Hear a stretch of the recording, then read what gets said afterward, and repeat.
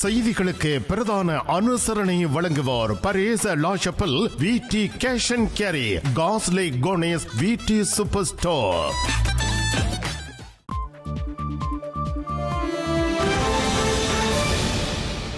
வணக்கம், இது ஐபிசி தமிழின் செய்தி நேரம். முதலில் தலைப்புச் செய்திகள்.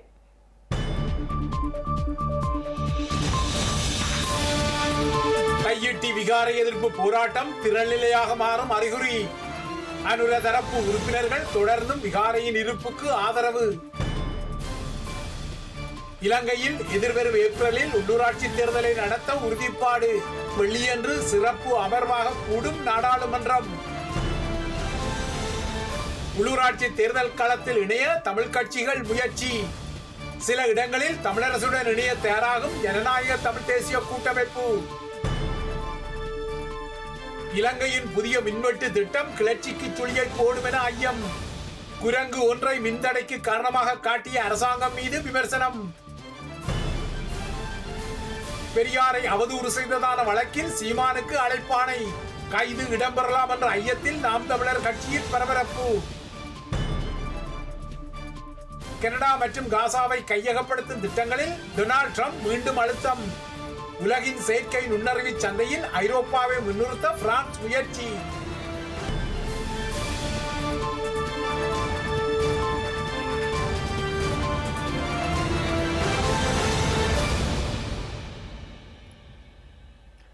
தொடர்வது விரிவான செய்திகள். யாழ்ப்பாணம் தையிட்டியில் சட்டவிரோதமாக நிர்மாணிக்கப்பட்டுள்ள விகாரையை அகற்றுமாறும், விகாரை அமைந்துள்ள மற்றும் அதனை சூழவுள்ள தமது காணிகளை மீள கையளிக்குமாறும் கோரி காணி உரிமையாளர்களினால் நாளை முன்னெடுக்கப்படவுள்ள போராட்டத்திற்கு ஆதரவு வழங்கவுள்ளதாக தமிழ் அரசியல்வாதிகள் தெரிவித்துள்ளனர். மக்களுடைய காணிகள் மக்களுக்கு வழங்கப்பட வேண்டும் என்ற நிலைப்பாட்டில் போராட்டத்துக்கு ஆதரவு வழங்கவுள்ளதாக அரசியல்வாதிகள் தெரிவித்துள்ளனர். தையிட்டி காணி விவகாரத்தில் அனுர அரசுக்கு அழுத்தங்களை பிரயோகிக்கும் வகையில் இந்த ஆர்ப்பாட்டம் முன்னெடுக்கப்பட உள்ளது. இலங்கையில் இடம்பெற்ற உள்நாட்டு யுத்தம் காரணமாக கடந்த 1990ஆம் ஆண்டு தையிட்டி பகுதியிலிருந்து மக்கள் வெளியேறியுள்ள நிலையில் அந்த பகுதியை உயர் பாதுகாப்பு வலயமாக ஸ்ரீலங்கா ராணுவத்தினர் பிரகடனப்படுத்தியிருந்தனர். யுத்தம் நிறைவடைந்த பின்னர் மக்கள் மீள்குடியேற அனுமதிக்கப்பட்ட போதிலும் தையிட்டி பகுதியில் உள்ள 7 ஏக்கர் காணியில் சட்டவிரோதமாக திஸ்ஸ விகாரை கட்டப்பட்டுள்ளது. குறித்த விகாரை அமைந்துள்ள காணி மற்றும் அதனை சூழவுள்ள காணிகளான 14 ஏக்கர் காணியையும் காணி உரிமையாளர்களிடம் மீள கையளிக்க வேண்டும் என காணி உரிமையாளர்கள் மற்றும் தமிழ் தேசிய மக்கள் முன்னணியினர் ஆகியோர் ஒரு வருட காலத்திற்கு மேலாக ஒவ்வொரு போயா தினத்திலும் போராட்டத்தை முன்னெடுத்து வருகின்றனர். எனினும் காணி விடுவிக்கப்படாத நிலையில் தற்போது தையிட்டி விகாரை தொடர்பில் அரசியல்வாதிகள் கருத்துக்களை வெளியிட்டு வருகின்றனர். இந்த நிலையில் நாளை செவ்வாய்க்கிழமை மாலை 4 மணி முதல் புதன்கிழமை வரை 2 நாட்கள் தொடர் போராட்டங்களை முன்னெடுக்க உள்ளதாகவும் அதற்கு அனைத்து தரப்பினரும் ஆதரவு தெரிவித்து போராட்டத்தில் ஈடுபட வேண்டும் எனவும் காணி உரிமையாளர்கள் கோரிக்கை விடுத்துள்ளனர். காணி உரிமையாளர்களின் கோரிக்கையை அடுத்து பல்வேறு தரப்பினரும் போராட்டத்திற்கு ஆதரவு தெரிவித்துள்ளனர். அந்த வகையில் தையிட்டி விகாரை அகற்றப்பட வேண்டிய ஒன்று எனவும் அதற்கு எதிராக மேற்கொள்ளப்படும் ஆர்ப்பாட்டத்திற்கு ஜனநாயக தமிழ் தேசிய கூட்டமைப்பு முழுமையான ஆதரவை வழங்கும் என்றும் அந்த கூட்டமைப்பின் நாடாளுமன்ற உறுப்பினர் செல்வம் அடைக்கலநாதன் தெரிவித்துள்ளார். தையிட்டி விகாரை தொடர்பாக பௌர்ணமி அன்றைக்கு போராட்டம் செய்வதற்கான ஏற்பாடுகள் நடைபெற்றிருக்கிறது. டிடிஎன்ஏ இதிலே முதல் ஆதரவை தெரிவிக்கும். அந்த வகையிலே எங்களுடைய இந்த போராட்டத்திலே நாங்களும் கலந்து கொள்ள இருக்கிறோம் என்பதை குறிப்பிட விரும்புகிறோம். உண்மையிலே அது உடைக்கப்பட வேண்டிய ஒரு விடயம். ஏனென்றால் எந்த ஒரு சட்ட ரீதியான நடவடிக்கைக்கு உட்படுத்தாத இன்றைக்கு வடக்கு கிழக்கிலே புத்தபிக்குகள் அல்லது இந்த திணைக்களங்கள் நினைத்ததை செய்கின்ற விடயங்களாகத்தான் இப்பொழுது பல விடயங்கள் நடந்து கொண்டிருக்கிறது. ஆகவே இந்த விகாரை சம்பந்தமாக எங்களுடைய நிலைப்பாடு அது உடைக்கப்பட வேண்டும். அதற்கான இடத்தை அவர்கள் பரிசீலிக்கலாம். அது எங்களுக்கு தேவையற்ற விடயம். ஆகவே இந்த விடயத்திலே இந்த போராட்டத்திலே நாங்கள் ஆதரவு தெரிவிக்கின்றோம். எனவே மக்களுடைய விருப்பமும் அதுதான். எனவே இந்த விகாரை இல்லாமல் செய்யப்பட வேண்டும் என்பதிலே நாங்களும் ஆதரவை தெரிவிக்கின்றவர்களாக இருக்கிறோம். அதே நேரம் சட்டவிரோத விகாரையினால் காணியை இழந்த மக்களுக்கு மாற்று காணி கொடுப்பது தொடர்பிலும் நஷ்டஈடு கொடுப்பது தொடர்பிலும் மக்களின் வாக்குகளை பெற்றுக்கொண்ட புதிய நாடாளுமன்ற உறுப்பினர்கள் கரிசனை கொள்வதை ஏற்றுக்கொள்ள முடியாது என முன்னாள் நாடாளுமன்ற உறுப்பினர் அங்கஜன் ராமநாதன் தெரிவித்துள்ளார். எனவே தையிட்டியில் அமைக்கப்பட்டுள்ள சட்டவிரோத விகாரைக்கு எதிராக மக்களால் முன்வைக்கப்படும் போராட்டங்களுக்கு வலிவடக்கைச் சேர்ந்தவர் என்கின்ற அடிப்படையிலும் உயர் பாதுகாப்பு வலயத்தால் பாதிக்கப்பட்டவர் என்கின்ற ரீதியிலும் என்னுடைய ஆதரவு இருக்கும் என அங்கஜன் ராமநாதன் தெரிவித்துள்ளார். இதேவேளை தையிட்டி திஸ்ஸவிகாரை தொடர்பில் காணி உரிமையாளர்களால் அழைப்பு விடுக்கப்பட்டுள்ள அமைதி வழி போராட்டத்திற்கு ஆதரவை வழங்குவதாக ஈழ மக்கள் ஜனநாயக கட்சியின் செயலாளர் நாயகம் டக்ளஸ் தேவானந்தா தெரிவித்துள்ளார். மக்களுடைய காணிகள் மக்களுக்கே சொந்தம் என்ற நிலைப்பாட்டில் தாம் உறுதியாக உள்ளதாகவும் திஸ்ஸவிகாரை அமைந்துள்ள பகுதி மாத்திரமன்றி வனவள திணைக்களம், வனஜீவராசிகள் திணைக்களம், தொல்பொருள் திணைக்களம், பாதுகாப்பு தரப்பு போன்றவற்றால் கையகப்படுத்தப்பட்டுள்ள அனைத்து காணிகளும் விடுவிக்கப்பட வேண்டும் என்பதே தமது நிலைப்பாடாக உள்ளதாகவும் அவர் கூறினார். அதன் அடிப்படையில் காணி உரிமையாளர்களால் முன்னெடுக்கப்பட்ட தீர்மானிக்கப்பட்டுள்ள அமைதி வழி போராட்டத்திற்கு பூரணமான ஆதரவை வழங்க உள்ளதாக டக்ளஸ் தேவானந்தா தெரிவித்துள்ளார். இந்த நிலையில் மக்களுடன் கலந்துரையாடி நாட்டில் மீண்டும் இனவாதம் மதவாதம் ஏற்படாத வகையில் தையிட்டி விகாரை பிரச்சினைக்கு தீர்வு காணப்படும் என ஸ்ரீலங்காவின் கடற்தொழில் அமைச்சர் ராமலிங்கம் சந்திரசேகர் தெரிவித்துள்ளார். அல்லது சட்ட ரீதியானதா என்பது வாத விவாதங்களை நாங்கள் இன்று இவைகளுக்கு நாங்கள் ஒவ்வொருத்தரும் தனித்தனியான கருத்துக்கள் சொல்லலாம். என்றால் அந்த விகாரை அமைக்கப்பட்டு இருக்கின்ற இடம் மக்களுடைய இடம் என்பது மாற்று கருத்துக்கு இடமில்லை. அப்ப அந்த வகையில் நிச்சயமாக அந்த மக்களுக்கு அந்த ஒன்று அதற்குரிய நட்டையீடு அல்லது அதற்கே உரிய காணிகளை வழங்க வேண்டிய தேவை இன்றைக்கு இருக்கின்றது. அந்த வகையில் இன்றைக்கு அதே நேரத்தில் மிக அதிகமான காணிகள் தம்பசப்படுத்திக் கொண்டிருக்கின்றது அந்த விகாரைக்கு உரிமையாளர்கள். அதனால் அவர்கள் எதை எண்ணத்தை சொல்லுகின்றார்கள் என்பதை விட நிச்சயமாக மக்களுக்கு தெரியும் அல்லது நாட்டுக்கும் தெரியும். அந்த வகையில் அதே நேரத்தில் எதிர்காலத்தில் எடுக்கப்பட வேண்டிய நடவடிக்கை என்ன என்பதும் தெரியும். அது இவைகளை உடைத்து நொறுக்கிவிட முடியுமா என்கின்ற பிரச்சனையும் கேள்விக்குறியாக இருக்கின்றது. அப்ப இவர்களை உடைத்து நொறுக்குவதன் மூலமாக எங்களுக்கு பிரச்சனைக்கு தீர்வு வருமா என்பதையும் நாங்கள் பார்க்க வேண்டியிருக்கின்றது. அந்த வகையில் நாங்கள் இதற்கு சுமூகமான தீர்வினை எட்ட வேண்டுமே தவிர மேலும் மேலும் இந்த நாட்டில் இனவாதத்தை மதவாதத்தை வளர்க்கக்கூடிய தீர்வினை முன்னெடுக்க கூடாது என்பதுதான் எங்களுடைய நிலைப்பாடு.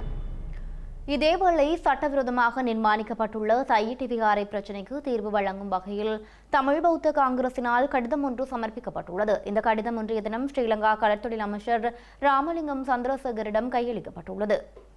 தையிட்டி விகாரைக்கான காணியை விடுவிக்குமாறு கோரி காணி உரிமையாளர்களால் நாளைய தினம் போராட்டம் நடத்தப்படவுள்ள நிலையில் தையிட்டி விகாரையை அகற்ற முடியாவிட்டாலும் அதற்கு அருகே உள்ள மக்களின் காணிகளை உரிமையாளர்களிடம் கையளிக்குமாறு தமிழ் பௌத்த காங்கிரஸ் உறுப்பினர்கள் தமது கடிதத்தில் வலியுறுத்தியுள்ளனர். தையிட்டி விகாரையும் நைனாதீவு விகாரையும் அமரபுர நிக்காய அமைப்பின் கீழ் உள்ளமையால் விகாரை பிரச்சினைக்கு அந்த அமைப்பு தீர்வு வழங்க வேண்டும் என்றும் நைனாதீவு விகாராதிபதிக்கு சொந்தமான 20 பரப்பு காணி தையிட்டி விகாரைக்கு அருகாமையில் உள்ள நிலையில் அந்த காணி மக்களுக்கு வழங்கப்பட வேண்டும் என்றும் அவர்கள் வலியுறுத்தியுள்ளனர். தையிட்டி விகாரைக்கு பின்புறமாக உள்ள 8 ஏக்கர் மக்களின் காணிகள் மக்களுக்கு வழங்கப்பட வேண்டும். கீரிமலையில் அமைந்துள்ள ஜனாதிபதி மாளிகை சுற்றுலாத்துறைக்கு வழங்குவதால் பல்வேறு விதமான சீரழிவுகள் ஏற்படக்கூடும் என்றும் இதனால் யாழ்ப்பாண பல்கலைக்கழகத்தின் இந்து சமய பீடம் மற்றும் அரங்க கற்கைகள் பீடத்துக்கு ஜனாதிபதி மாளிகையை கையளிக்க வேண்டும் என கோரிக்கை விடுக்கப்பட்டுள்ளது. தமிழ் பௌத்த காங்கிரசின் தலைவர் கலாநிதி சிதம்பர மோகன், செயலாளர் கந்தையா சிவராஜ் ஆகியோர் இணைந்து இந்த கோரிக்கை கடிதத்தை அமைச்சர் ராமலிங்கம் சந்திரசேகரிடம் கையளித்துள்ளனர். இலங்கை முழுவதும் மின்தடை ஏற்படுவதற்கு காரணமானது என சந்தேகிக்கப்படும் குரங்கு உயிரிழந்த நிலையில் கண்டுபிடிக்கப்பட்டுள்ளது. மின்தடைக்கு குரங்கை காரணம் காட்டுவது தொடர்பாக சமூக வலைதளங்களில் அரசாங்கம் மீது விமர்சனங்கள் முன்வைக்கப்படும் நிலையில் இந்த தகவல் வெளியாகியுள்ளது. இந்த நிலையில் அரசாங்கம் தமது இயலாமையை மூடி மறைப்பதற்காக இந்த பிரச்சினைகளுக்கான பழியை குரங்கின் மீது சுமத்தக்கூடாது என சிறிய தொழில் முயற்சியாளர்களின் சங்கம் வலியுறுத்தியுள்ளது. இந்நிலையில் அண்மையில் நாடளாவிய ரீதியில் ஏற்பட்ட மின் தடையினால் தமது துறைக்கு ஏற்பட்ட சேதங்களுக்கு இழப்பீடுகளை வழங்குமாறு சிறிய தொழில் முயற்சியாளர்களின் சங்கம் வலியுறுத்தியுள்ளது. நேற்றைய திடீர் மின்வெட்டின் காரணமாக தமது வணிகங்கள் குறிப்பிடத்தக்க இழப்பை சந்தித்துள்ளதாக சிறு மற்றும் நடுத்தர தொழில் முனைவோர் சங்கத்தின் ஒருங்கிணைப்பாளர் நிருஷ்யகுமார விமர்சித்துள்ளார். கடந்த 2010 ஆண்டு முதல் 2025 ஆண்டுக்கிடையே ஸ்ரீலங்கா மின்சார சபையின் 7வது பாரிய மின்தடை நேற்று ஏற்படுத்தப்பட்டுள்ளதாகவும் அவர் கூறியுள்ளார். பெரும்பாலான தொழில் முயற்சியாளர்கள் மின்சாரத்தை முதன்மை ஆதாரமாக நம்பியுள்ளதாகவும் 6 முதல் 7 மணி வரையான மின்தடை காரணமாக தாம் பாரிய இழப்பை எதிர்கொண்டுள்ளதாகவும் நிருஷ்யகுமார குறிப்பிட்டுள்ளார். கடந்த காலங்களில் இதுபோன்ற சம்பவங்கள் நடந்த போதிலும் சேதங்களை குறைக்க அதிகாரிகள் நடவடிக்கை எடுக்க தவறிவிட்டதாகவும் அவர் குற்றம் சாட்டியுள்ளார். இலங்கையில் எதிர்வரும் ஏப்ரல் மாதம் 24ஆம் தேதி உள்ளூராட்சி மன்ற தேர்தல்கள் நடைபெறுவதற்கான சாத்தியக்கூறுகள் கொழும்பில் இடம்பெற்ற நாடாளுமன்ற அலுவல்கள் குழு முடிவுகளின் அடிப்படையில் உறுதியாகியுள்ளது. இதன் அடிப்படையில் ஸ்ரீலங்கா நாடாளுமன்ற தேர்தல்கள் சிறப்பு ஏற்பாடுகள் சட்டமூலத்துக்கு எதிராக தாக்கல் செய்யப்பட்ட மனுக்கள் மீதான உச்சநீதிமன்றத்தின் முடிவை நாடாளுமன்றத்துக்கு தெரிவிப்பதற்காக எதிர்வரும் வெள்ளிக்கிழமை நாடாளுமன்றம் கூடவுள்ளது. ஸ்ரீலங்காவின் துணை சபாநாயகர் ரிஸ்வி சாலிக் தலைமையில் இன்று நடைபெற்ற நாடாளுமன்ற அலுவல்கள் குழுவில் இந்த முடிவு மேற்கொள்ளப்பட உள்ளது. ஸ்ரீலங்கா நாடாளுமன்றம் எதிர்வரும் 14ஆம் தேதி காலை 9:30 மணிக்கு சிறப்பு அமர்வு கூட்டப்படும் என நாடாளுமன்ற தொடர்பாடல் திணைக்களம் தெரிவித்துள்ளது. நாடாளுமன்றத்தின் நிலையற் கட்டளை 16 கீழ் உள்ள விதிகளின்படி பிரதமர் சபாநாயகரிடம் விடுத்த வேண்டுகோளின் அடிப்படையில் நாடாளுமன்றத்தை கூட்டுவதற்கான அழைப்பு விடுக்கப்பட்டுள்ளது. மேலும் இந்த சட்டமூலத்தை பரிசீலிக்க தொடர்புடைய அமைச்சக ஆலோசனைக் குழு எதிர்வரும் 14ஆம் தேதி கூடுவதென்றும் தீர்மானம் மேற்கொள்ளப்பட்டுள்ளது. இந்த தேர்தலை உடனடியாக நடத்த வேண்டும் என்ற உச்ச நீதிமன்றத்தின் உத்தரவுக்கு இணங்க உள்ளூராட்சி மன்ற தேர்தல்களை மேலும் தாமதப்படுத்தாமல் நடத்த வேண்டியதன் அவசியத்தை சபைத் தலைவர் அமைச்சர் பிமல் ரத்நாயக்க வலியுறுத்தியுள்ளார். உச்ச நீதிமன்றத்தின் இந்த தீர்ப்பின்படி உள்ளூராட்சி மன்ற தேர்தல்கள் சிறப்பு ஏற்பாடுகள் சட்டமூலம் மீதான 2ஆம் வாசிப்பு விவாதம் எதிர்வரும் பிப்ரவரி மாதம் 17ஆம் தேதி திங்கட்கிழமை பிற்பகல் 2 மணி முதல் மாலை 7 மணி வரை நடைபெறும் என அறிவிக்கப்பட்டுள்ளது. எதிர்வரும் 17ஆம் தேதி காலை 10 மணிக்குள் சட்டமூலம் தொடர்பான முன்மொழியப்பட்ட திருத்தங்களை சமர்ப்பிக்க எதிர்க்கட்சி இணங்கியுள்ளதாக பதில் செயலாளர் நாயகம் அறிவித்துள்ளார். முன்னர் திட்டமிடப்பட்டபடி 2025ஆம் ஆண்டுக்கான ஒதுக்கீட்டு சட்டமூலத்தின் 2ஆம் வாசிப்பு நிதியமைச்சர் என்கின்ற வகையில் ஜனாதிபதியால் எதிர்வரும் 17ஆம் தேதி திங்கட்கிழமை காலை 10:30 மணிக்கு சமர்ப்பிக்கப்படும் என பதில் செயலாளர் நாயகம் மேலும் தெரிவித்துள்ளார். இலங்கையில் நடைபெறவுள்ள உள்ளூராட்சி மன்ற தேர்தலில் வவுனியா வடக்கு பிரதேச சபையில் தமிழரசு கட்சி உள்ளிட்ட தமிழ் கட்சிகள் இணைந்து போட்டியிட ஜனநாயக தமிழ் தேசிய கூட்டமைப்பு தீர்மானித்துள்ளது.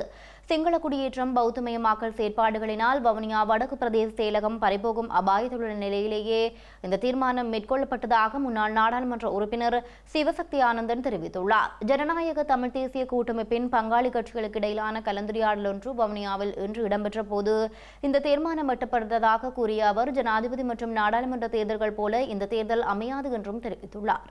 ஊராட்சி மன்றங்களுக்கான வேட்பாளர்களை வெளிப்படையாக பொதுமக்களுடைய ஆலோசனைகள் அபிப்பிராயங்களை கேட்டறிந்து அனைத்து சபைகளுக்குமான மக்கள் மத்தியில ஒரு நன்மதிக்க பெற்ற மக்களுக்கு ஒரு சேவை செய்யக்கூடிய சரியான ஆட்களை இனங்கண்டு இந்த உள்ளூராட்சி மன்ற தேர்தலில் நாங்கள் நிறுத்துவது தொடர்பாக கலந்துரையாடி இருக்கிறோம். விசேஷமாக வவுனியா வடக்கு நெடுங்கேணி பிரதேச சபைக்கு ஏனைய கட்சிகளோடு, அதாவது தமிழ் தேசிய கட்சிகளோடு இணைந்து அந்த பிரதேச சபையிலே போட்டியிடுவதாக தீர்மானிக்கப்பட்டிருக்கிறது. காரணம், வவுனியா வடக்கு நெடுங்கேணி பிரதேசமானது நீண்ட காலமாக அந்த பிரதேசம் சிங்கள குடியேற்றம், பௌத்தமயமாக்கல், இன்னும் பல்வேறுபட்ட புதிய குடும்பங்கள் நெடுங்கேணி பிரதேச சபைக்கு உள்வாங்கப்பட்டிருக்கிறபடியால் நெடுங்கேணி பிரதேசத்தின் இன விகிதாசாரத்தில் ஒரு பாரிய மாற்றம் எதிர்காலத்தில் ஏற்பட இருக்கிறது. ஆகவே வவுனியா வடக்கு நெடுங்கேணி பிரதேசத்தில் குறிப்பாக தமிழரசு கட்சி அதே மாதிரி தமிழ் தேசிய மக்கள் முன்னணியோடு பேசி நாங்கள் அந்த பிரதேசத்தில் இணைந்து போட்டியிட முடியுமா என்பது தொடர்பாகவும் கலந்துரையாடப்பட்டிருக்கிறோம். விசேஷமாக ஜனாதிபதி தேர்தல், பாராளுமன்ற தேர்தல் மாதிரி இந்த உள்ளூராட்சி மன்ற தேர்தல் அமையாது என்று நாங்கள் நினைக்கின்றோம். காரணம், தற்போது தேசிய மக்கள் சக்தியினுடைய இந்த அரசாங்கம் மக்களுக்கு வழங்கிய பல்வேறுபட்ட வாக்குறுதிகளை நிறைவேற்ற முடியாமல் திணறுகின்ற ஒரு நிலைமையை நாங்கள் அவதானிக்கின்றோம். ஆகவே இந்த உள்ளூராட்சி மன்ற தேர்தலும் மாகாண சபை தேர்தலும் தமிழ் மக்கள் சரியான ஒரு முடிவை எடுக்க வேணும். ஏனென்றா இது உள்ளூராட்சி மன்றங்களிலே எங்களோட பிரதேசங்களை நாங்களே ஆளுமை செலுத்தக்கூடிய நிலைமை எதிர்காலத்தில் இருக்க வேண்டும். ஜனாதிபதி தேர்தலிலே வாக்களிப்பது வேறு, ஆனால் பாராளுமன்ற தேர்தலிலே பெரும்பாலான தமிழ் மக்கள் தேசிய மக்கள் சக்திக்கு வாக்களித்தவர்கள் கூட இன்று அதற்காக அவர்கள் வருத்தப்படுகிற ஒரு நிலைமையை நாங்கள் அவதானிக்கின்றோம். பலதரப்பட்டவர்கள் நாங்கள் ஏமாந்துட்டோம் அல்லது ஏமாற்றப்பட்டுட்டோம் என்ற ஆதங்கத்தை தெரிவித்திருக்கிறார்கள். ஆகவே நடைபெற இருக்கின்ற இந்த உள்ளூராட்சி மன்ற தேர்தலிலே வடகிழக்கில் இருக்கக்கூடிய அனைத்து தமிழ் மக்களும் இன்றைக்கு இருக்கக்கூடிய தமிழ் மக்கள் மத்தியில் இருக்கக்கூடிய மிகப்பெரிய ஒரு பலமான ஒரு கூட்டணியாக ஜனநாயக தமிழ் தேசிய கூட்டணி தான் இன்றைக்கு ஒரு பலமான ஒரு கூட்டணியாக இருக்குது. இந்த உள்ளூராட்சி மன்றம் மாகாண சபையில் அதை பலப்படுத்த வேண்டியது தமிழ் மக்களுடைய மிகப்பெரிய கடமையாக இருக்கிறது. ஐக்கிய அரபு ராச்சியத்தின் துபாயில் நடைபெறும் சர்வதேச அரச உச்சி மாநாட்டில் பங்கேற்பதற்காக சென்றுள்ள ஸ்ரீலங்கா ஜனாதிபதி அன்ருகுமார் திசாநாயக்க தலைமையிலான குழுவினருக்கு சிறப்பான வரவேற்பு அளிக்கப்பட்டுள்ளது. ஐக்கிய அரபு ராச்சிய வெளிநாட்டு வர்த்தகத்துறை ராஜாங்க அமைச்சர் தலைமையிலான பிரதிநிதிகளினால் வரவேற்பு அளிக்கப்பட்டுள்ளது. இலங்கையிலிருந்து இன்று காலை புறப்பட்ட ஸ்ரீலங்கா ஜனாதிபதி அனுரகுமார திசாநாயக்க உள்ளிட்ட குழுவினர் இன்று பிற்பகல் துபாய் சர்வதேச விமான நிலையத்தை சென்றடைந்தனர். இவர்களை ஐக்கிய அரபு ராச்சிய வெளிநாட்டு வர்த்தகத்துறை ராஜாங்க அமைச்சர் கலாநிதி தானி பின் அஹமட் அல் செய்யுத் உள்ளிட்ட அரச பிரதிநிதிகளால் மகத்தான வரவேற்பளிக்கப்பட்டுள்ளது. இந்த வரவேற்பு நிகழ்வில் ஐக்கிய அரபு ராஜ்ய பதில் தூதுவர் தக்ஷிலா அர்னோல்டா, துபாய் மற்றும் வடக்கு எமிரேட்ஸிற்கான இலங்கை கொன்சூலர் ஜெனரல் அலெக்சி குணசேகர உள்ளிட்ட துபாயில் உள்ள இலங்கை தூதரக பிரதிநிதிகள் குழுவினரும் கலந்து கொண்டனர். ஜனாதிபதி அனுரகுமார திசாநாயக்க இன்று பிற்பகல் மாஸ்டர் இன்வெஸ்ட்மெண்ட் குழுமத்தின் பிரதம நிறைவேற்று அதிகாரியும் ராஸ் அல் ஹைமா ஆட்சியாளரின் மருமகனுமான ஷேக் அப்துல்லா பின் முகமது அல் ஹாசிமை சந்திக்க உள்ளார். இலங்கைக்கும் ஐக்கிய அரபு ராச்சியத்திற்கும் இடையிலான பொருளாதார மற்றும் முதலீட்டு ஒத்துழைப்பை வலுப்படுத்துவது குறித்து இந்த சந்திப்பில் கவனம் செலுத்தப்பட உள்ளது. அதனைத் தொடர்ந்து துபாயில் அமைந்துள்ள புகழ்பெற்ற எதிர்கால அருங்காட்சியகத்தில் நடைபெறும் ராப்போசன விருந்துபசாரத்திலும் ஜனாதிபதி பங்கேற்க உள்ளார். வெளிநாட்டு அலுவல்கள் அமைச்சர் விஜித ஹேரத்தும் இந்த விஜயத்தில் ஜனாதிபதியுடன் இணைந்து கொண்டுள்ளார். தேசிய வழக்கு தொடுநர் அலுவலகத்தை உருவாக்குவதற்கு ஸ்ரீலங்கா அரசாங்கம் தீர்மானித்துள்ளது. தேசிய மக்கள் சக்தி அரசாங்கத்தின் தேர்தல் விஞ்ஞாபனத்தில் குறிப்பிடப்பட்டுள்ளவாறு இந்த அலுவலகத்தை நிறுவுவதற்கு முடிவு செய்யப்பட்டுள்ளது. தேசிய வழக்கு தொடுநர் அலுவலகத்தின் உருவாக்கத்திற்கான ஆரம்ப கட்டமாக நிபுணர் குழு ஒன்று நியமிக்கப்படும் என எதிர்பார்க்கப்படுகின்றது. முன்மொழியப்பட்ட சுயாதீன வழக்கு தொடுநர் அலுவலகத்திற்கான ஆரம்ப திட்டமிடல் இந்த குழுவால் மேற்கொள்ளப்படும் என நீதி அமைச்சின் அறிக்கையில் தெரிவிக்கப்பட்டுள்ளது. சட்டமாதிபர் அல்லது சட்டமாதிபர் திணைக்களத்தின் 2 பிரதிநிதிகள், நீதி அமைச்சின் செயலாளர், வழக்கு தொடுநர் அலுவலக துறை சார்ந்த நிபுணத்துவம் பெற்ற மூத்த நீதியரசர், சட்டத்திறனிகள் சங்கத்தின் தலைவர் அல்லது சட்டத்திறனி சங்கத்தால் பரிந்துரைக்கப்படும் ஒருவர் உள்ளடங்கலாக இந்த நிபுணர் குழு நியமிக்கப்படும் என தெரிவிக்கப்பட்டுள்ளது. இந்த குழுவானது சுயாதீன வழக்கு தொடுநர் அலுவலகத்தை நிறுவுவது குறித்த கருத்துருவை வரைவு செய்யும் எனவும் கூறப்பட்டுள்ளது. இந்த வரைவு உருவாக்கப்பட்ட பின்னர் அது குறித்து பொதுமக்கள் மற்றும் குடிசார் சமூகத்திடமிருந்து ஆலோசனைகளை ஸ்ரீலங்காவின் நீதி அமைச்சு கோரும் எனவும் தெரிவிக்கப்பட்டுள்ளது. ஊடகவியலாளர் லசந்த விக்ரமதுங்கவின் படுகொலையுடன் தொடர்புடைய 3 சந்தேக நபர்களை விடுவிக்கும் சட்டம் அதிபரின் சர்ச்சைக்குரிய பரிந்துரையை அடுத்து இந்த அறிவிப்பு வெளியாகியுள்ளது.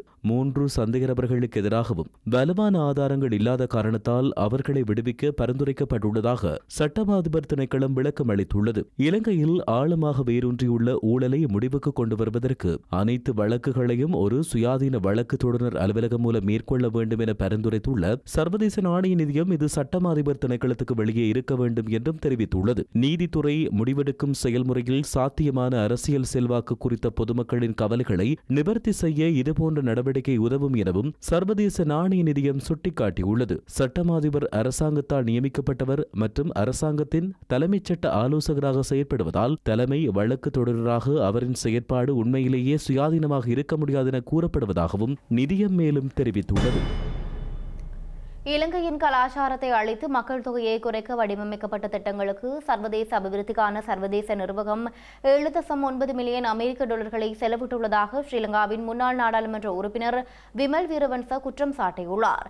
ஏலோன் மஸ்கின் கூற்றுப்படி இலங்கை திட்டங்களுக்கு ஏறத்தாழ 2400 மில்லியன் ரூபாவுக்கும் அதிகமான பணம் செலவிடப்பட்டுள்ளதாக அவர் கூறியுள்ளார்.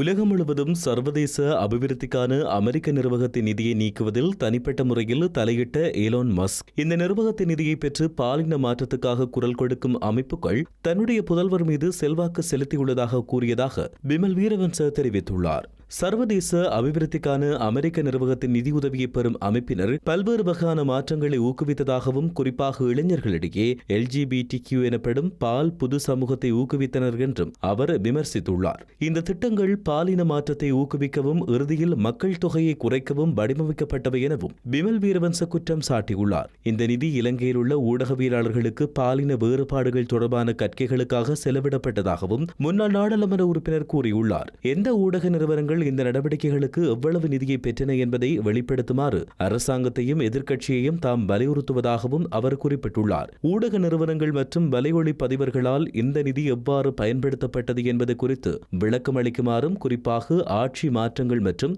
பௌத்த எதிர்ப்பு குழுக்களுக்கு நிதி அளிக்கப்பட்டதா என ஆராயுமாறும் விமல் வீரவன்ச மேலும் கேட்டுக் கொண்டுள்ளார்.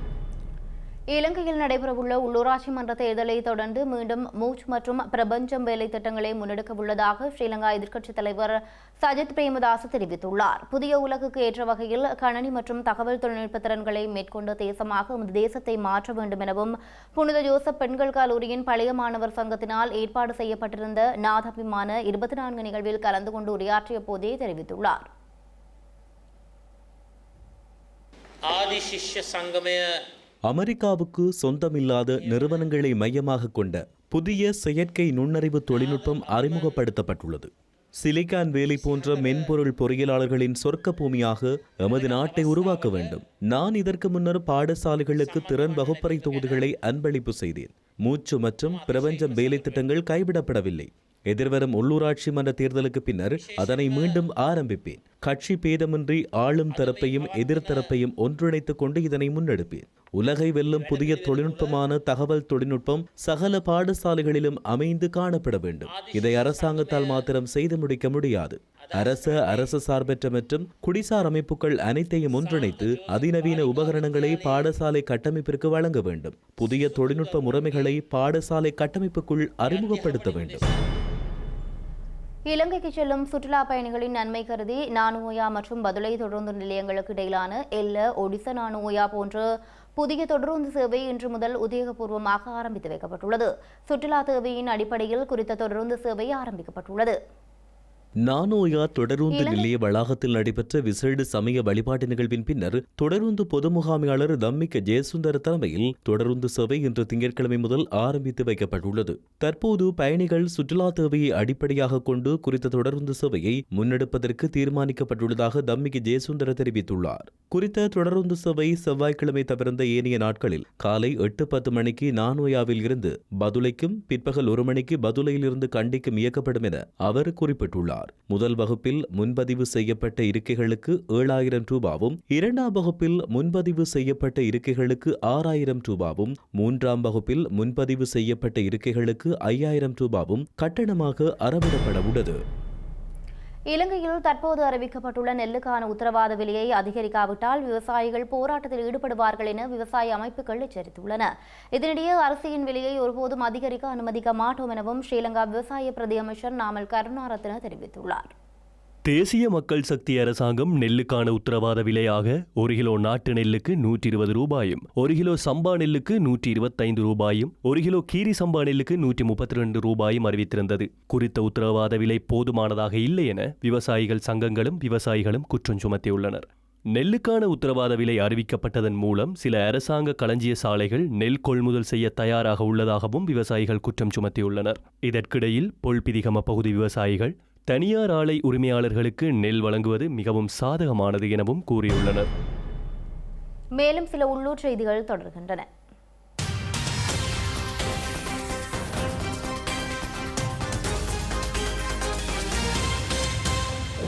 யாழ்ப்பாணம் குருநகர் பகுதியில் நீண்ட காலமாக சட்டத்திற்கு புறம்பாக சட்டவிரோத மதுபானம் விற்பனை செய்த பெண் ஒருவர் இன்று காவல்துறையினரால் கைது செய்யப்பட்டுள்ளார். குறித்த பெண்ணிடமிருந்து 27 கால் போத்தல்கள் கைப்பற்றப்பட்டுள்ளதுடன் போத்தல் ஒன்றினை 1000 ரூபாவுக்கு விற்பனை செய்து வந்துள்ளதாக காவல்துறையினர் தெரிவித்துள்ளனர். குறித்த நபரை மேலதிக விசாரணைகளின் பின்னர் நீதிமன்றத்தில் முற்படுத்துவதற்கான நடவடிக்கைகளை காவல்துறையினர் மேற்கொண்டு வருகின்றனர். ஜாழ் தென்மராட்சி எழுதுமட்டுவாழ் கிராமத்தில் தாயை இழந்த ஆட்டுக்குட்டிக்கு நாய் ஒன்று பால் கொடுக்கும் நெகிழ்ச்சியான சம்பவம் பதிவாகியுள்ளது. குறித்த குட்டியின் தாய் ஆடானது குட்டி ஈன்ற பின்னர் உயிரிழந்துள்ள நிலையில் அண்மையில் குட்டி ஈன்ற நாய் குறித்த ஆட்டுக்குட்டியின் பசியை போக்கி வருகின்றமை நெகிழ்ச்சியை ஏற்படுத்தியுள்ளது. கொழும்பிலிருந்து பொகவந்தலாவை நோக்கி சென்ற தனியார் பேருந்தில் பயணித்த பயணியொருவர் 2 மில்லிகிராம் ஐஸ் போதைப்பொருளுடன் பொகவந்தலாவை காவல்துறையினரால் கைது செய்யப்பட்டுள்ளார். பொகவந்தலாவ பகுதியில் உள்ள தோட்டம் ஒன்றில் வசிக்கும் 38 வயதுடைய சந்தேக நபர் போதைப்பொருள் பழக்கத்திற்கு அடிமையானவர் என்பது விசாரணையில் தெரிய வந்துள்ளது. கைது செய்யப்பட்ட சந்தேக நபர் ஹட்டன் நீதவான் நீதிமன்றத்தில் முன்னிலைப்படுத்தப்பட்ட நிலையில் காவல்துறையினர் மேலதிக நடவடிக்கையை எடுத்து வருகின்றனர். திம்புள்ளை பத்தனை காவல் பிரிவுக்குட்பட்ட கொட்டக்கலை மேவில் தோட்டத்தில் நேற்று மதியம் உடலில் காயங்களுடன் உயிரிழந்த நிலையில் சிறுத்தை ஒன்றின் சடலம் மீட்கப்பட்டுள்ளது. உயிரிழந்த பெண் சிறுத்தைக்கு தலையில் பலத்த காயம் ஏற்பட்டுள்ளதாகவும் அந்த காயம் வாகனத்தில் மோதியதாலோ அல்லது யாரோ ஒருவர் தாக்கியதாலோ ஏற்பட்டிருக்கலாம் என்றும் சந்தேகிக்கப்படுவதாக நெல்லதண்ணி வனஜீவராசிகள் திணைக்கள அதிகாரிகள் தெரிவிக்கின்றனர். செய்திகளின் நிறைவாக இனி மீண்டும் தலைப்புச் செய்திகள்.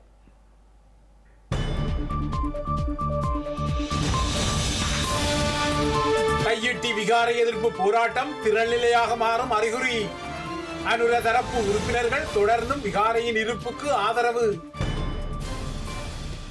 இலங்கையில் எதிர்வரும் ஏப்ரலில் உள்ளூராட்சி தேர்தலை நடத்த உறுதிப்பாடு. வெள்ளியன்று சிறப்பு அமர்வாக கூடும் நாடாளுமன்றம்.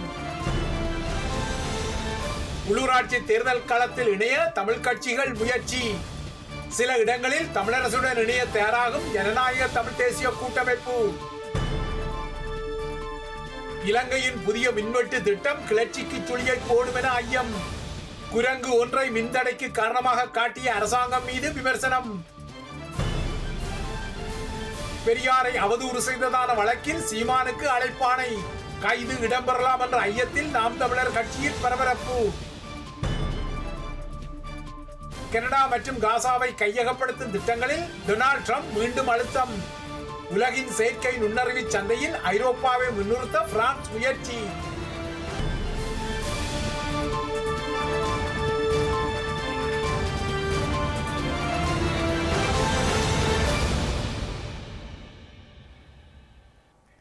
இத்துடன் ஐபிசி தமிழின் செய்தி நேரம் நிறைவடைகின்றது. உடனுக்குடன் செய்திகளை அறிந்து கொள்ள ibctamil.com என்ற நமது இணையதளத்தை பார்வையிடுங்கள். வணக்கம்.